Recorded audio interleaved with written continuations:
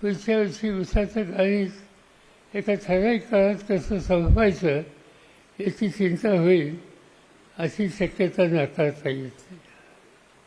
आज आपण असं बघतो ऊसाचं उत्पादन तर वाढवायचं, ते वाढवायचं असेल तर शुद्ध ऊस बियाणं ही वापरायची आवश्यकता आहे.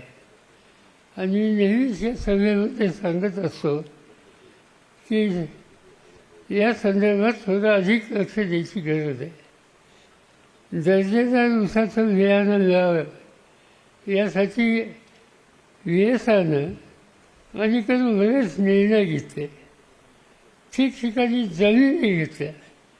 विविध फार्मामध्ये 150 एकर क्षेत्रावर आज दर्जेदार ऊस बियाणाचा कार्यक्रम आपण हाती घेतला आहे.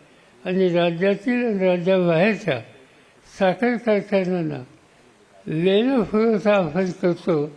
साखर कारखान्यांनी जास्तीत जास्त बदल लेण्यामध्ये करून VSIचा हा लेण्याचा उपयोग हा त्यांनी करून घेण्याची गरज आहे.